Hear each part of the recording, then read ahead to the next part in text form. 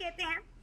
لیکن الذین اتقوا، آیت نمبر 198، لیکن وہ لوگ جو تقوی اختیار کرتے ہیں ربہم اپنے رب کا، لہم جنات، ان کے لیے باغات ہیں، تجری من تحتہا الانہار، بہتی ہوں گی ان کے نیچے سے نہریں، خالدین فیہا، ہمیشہ ہمیشہ رہیں گے اس میں، نزلا من عند اللہ، یہ اللہ کے پاس سے مہمان نوازی ہوگی، وما عند اللہ، اور جو اللہ کے پاس ہے، خیر للابرار، بہترین ہوگا نیکوکاروں کے لیے۔ اب کیا کہہ رہے ہیں؟ لیکن وہ لوگ، ان کے لیے تو تھوڑا سا سامان ہے، لیکن وہ لوگ جو تقوی کے ساتھ زندگی گزار رہے ہیں ان کو ان کا رب کیا دیں گے؟ باغات، نہریں بہ رہی ہوں گی۔ اور خیر اس کے لیے اگر آپ کو بہت زیادہ اگر پڑھنے کا شوق ہو رہا ہو جنت، تو پڑھ لے، سورہ رحمان بھی ہے، سورہ واقعہ بھی ہے، دیکھیں کیا لکھا ہے اللہ نے اس میں۔ اور خیر اور بھی مقامات ہیں قرآن کے، لیکن خاص طور پر سورہ رحمان اور واقعہ آپ پڑھ لیں، آپ کو معلوم ہو جائے گا جنت کے بارے میں اللہ کیا کیا کہہ رہے۔ کہا یہ اللہ کی مہمان نوازی ہوگی، اور جو اللہ کے پاس ہے وہ تو بہترین ہی ہے ابرار کے لیے، یعنی نیکوکاروں کے لیے۔ آیت نمبر 199، وَإِنَّ مِنْ أَهْلِ الْكِتَابِ، اور بے شک اہل کتاب میں سے، لَمَن يُؤْمِنْ، البتہ کچھ ایسے ہیں جو ایمان رکھتے باللہ، اللہ پر، وَمَا أُنزِلَ إِلَيْكُمْ، اور جو اتارا گیا ہے تم سب کی طرف، وَمَا أُنزِلَ إِلَيْهِمْ، اور جو اتارا گیا ہے ان سب کی طرف، خاشعین للہ، جھکے رہتے ہیں اللہ کے لیے، لا یشترون بآیات اللہ، نہیں بیچتے اللہ کی آیات کو، ثمنا قلیلا، تھوڑی قیمت پر، اولئک،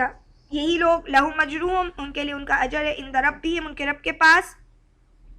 ان اللہ سریع الحساب، بے شک اللہ جلد حساب لیتے ہیں۔ کہا اہل کتاب میں سے سارے ہی ایک جیسے نہیں ہیں جو اللہ کی آیتوں کے سودے کرتے ہیں، ان میں کچھ ایسے بھی لوگ ہیں جو اللہ کو مان رہے ہیں، جو اتارا گیا ہے تم سب کی طرف اس کو بھی مانتے ہیں، اور ان کے دل اللہ کے آگے جھکے ہوئے ہیں، وہ خود بھی بڑے جھکے ہیں، جو ان کی طرف اتارا گیا اس معاملے میں بھی وہ جھکے ہوئے ہی تھے، اسی لیے وہ اللہ کی کتاب جو محمد صلی اللہ علیہ وسلم پر جب اتری یعنی قرآن، تو وہ اس کی طرف بھی ان کی توجہ ہو گئی اور وہ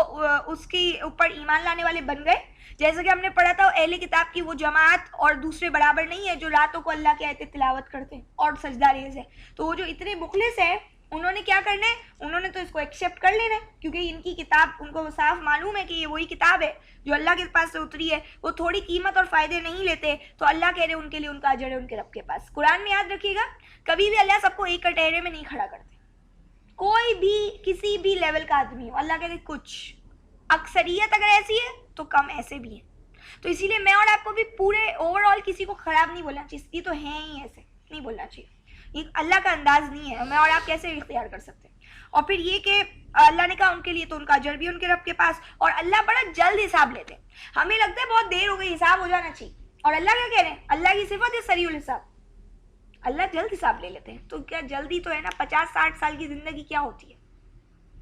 کیا ہے؟ کچھ بھی نہیں۔ اللہ کے نزدیک جو گنتی ہے وہ تو ہزاروں سالوں پہ جاری دن کی، تو اس لیے وہ اللہ تو سریع الحساب ہی ہے۔ میں اور آپ ہر چیز میں ہی چھوٹے، تو اس سوچ میں بھی ہماری ظاہر ہم اس تک نہیں پہنچ سکتے اور ہم جلد بازی کرتے ہیں۔ آیت نمبر 200، یا ایھا الذین آمنو، اے لوگو جو ایمان لائے ہو، اصبروا، ثابت قدم رہو، وصابروا، اور دشمنوں کے مقابلے میں جمے رہو، ورابطوا، اور رابطے میں رہو یا اتفاق و اتحاد قائم کرو، رابطو کہتے ہیں جنگ کے لیے کمر بستہ رہو، واتقوا اللہ، اور اللہ سے ڈرو، لعلکم تفلحون، تاکہ تم سب کامیاب ہو جاؤ۔ فرمانے ایمان والوں تمہیں کیا کرنا چاہیے؟ اے ایمان والوں، لاسٹ اہل کتاب کی بات کی سیکنڈ لاسٹ آیت میں، اب پھر کہتے ہیں ایمان والوں جو مان چکے ہو، اب اصبروا، اب یعنی سورہ آل عمران پڑھ لی نا ایمان والوں نے، تو اب جم جاؤ، صحیح ہے نا؟ تو اب جم جاؤ اور ایک دوسرے کو بھی ہمت دلاؤ، حوصلے سے رہو، صابرو، دشمنوں کے مقابلے میں جمے رہو۔ اور آج میرے اور آپ کا دشمن پتہ نہیں، یا تو اولادیں، اور وہ جو قرآن نے کہا ہے کہ تمہارے مال اور یہ بھی تمہاری دشمن ہے، تمہاری زوج، جوڑے، شوہر، میاں، بیوی، سب ایک دوسرے کے لیے دشمن جو بنے ہوئے،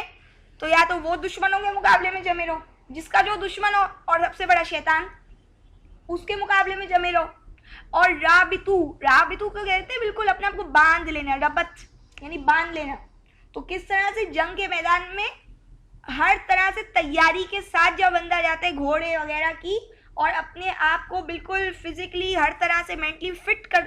ہوتا ہے وہ، اور اس وقت وہ جب جا کے لڑتا ہے تو اللہ کہہ رہے ہیں ایسے اپنی کمر باندھ لو، یہ دنیا میں اور آپ کو ایسی محنت کرنی ہے۔ اور پھر کیا کہتے ہیں؟ اللہ سے ڈرو تاکہ